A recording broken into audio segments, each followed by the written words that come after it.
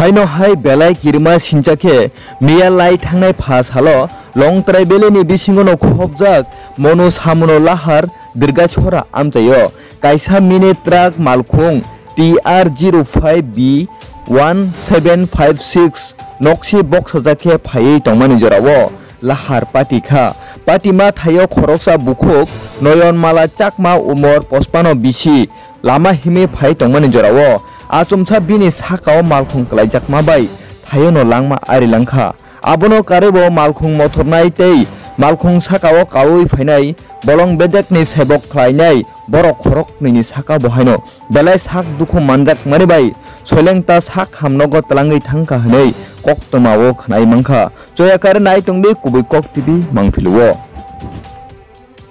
আজকে এখানে ঘটনাটা কেমন হইছে? আমরা কিছুক্ষণ আগে দুর্গাছড়া ব্রিজের লোকে একটা অ্যাক্সিডেন্ট হয়ে আমরা খবর পাই। তো খবর পাওয়ার পরে এখানে দেখা যায় গিয়েছে লরি একটা লরির নাম্বারটা ঠিক মনে আইতাছে না, ভিডিওতে আছে। ওই লরি ঝাড়ু বোঝাই করা লরি পাল্টি খাইয়া এটা কি হয়? এটা জিগার ড্রাইভারটার না হয় গাড়ির যারা আছে ইনজুরি হয়েছে এমন অবস্থায় আমরা দুজন একজন ড্রাইভার আর একজন পাবলিক না ফরেস্টের আমি শুনছি ফরেস্টের কর্মরত তারা দুজনকে আমরা রেস্কিউ করে হসপিটালে আনা হসপিটালে আনা। কতজন আহত হয়েছে এখানে? আহত দুজন আর একবারে স্পট ডেথ গাড়ির নিচে একজন আছে মহিলা শুনছি আমরা। ঠিক যে হঠাৎ এখানে ফায়ার স্টেশন থেকে গাড়ি আসে, কয়েকজন লোক এসে দুজনকে দিয়ে যায়। তো এর মধ্যে আমরা নাম জানতে পারি, একজনের নাম হচ্ছে মিস্টার পরিতোষ ভৌমিক, আরেকজনের নাম হচ্ছে মিটন দাস। তো ওরা দুজনই নাকি ফরেস্ট ডিপার্টমেন্টের লোক।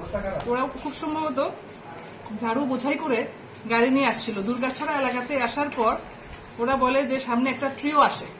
তো ট্রিও আসার কারণে কি হয়, মানে গাড়িটাও স্পিডে ছিল, নিয়ন্ত্রণ হারায়। নিয়ন্ত্রণ হারার পরে কি হয়, ওখানে রাস্তায় কোনো কনস্ট্রাকশনের কাজ চলে। তো যার পরে কি হয়, ওখানে একজন যে ওয়ার্কার থাকে, লোকাল যে ওয়ার্কার, ওনার উপরে গাড়িটা পড়ে যায়। তো ঘটনাচক্রে ওখানেই ওনার মৃত্যু হয়। তো ওনার নামও আছে, ওনার নাম হচ্ছে মিসেস নয়নমালা চাকমা, ওনার বয়স 50 বছর। তো বাকি যে দুজন আছে ওদের মাথায় খুব চোট লাগে। লোকাল পার্সনরা নাকি ওনাদেরকে খুব মারধর করে। তো যার ফলে কি হয়, একজনের মাথায় খুব বেশি চোট লাগে, শিলি করা হয়, 3টে শিলি লাগে। তো আমরা ওদেরকে দুজনকে সিটি স্ক্যানের জন্য ভিতরে কোনো রক্তক্ষরণ হয়েছে কিনা তার জন্য আমরা ওনাদেরকে কোলায় রেফার করেছি। তো এটাই আপাতত। আর এখন যিনি মানে মৃত যিনি ওনার পার্সনরা ওনার বাড়ি থেকে এসছেন, ওনার ছেলে এসছে, ওনার রিলেটিভরা এসছে।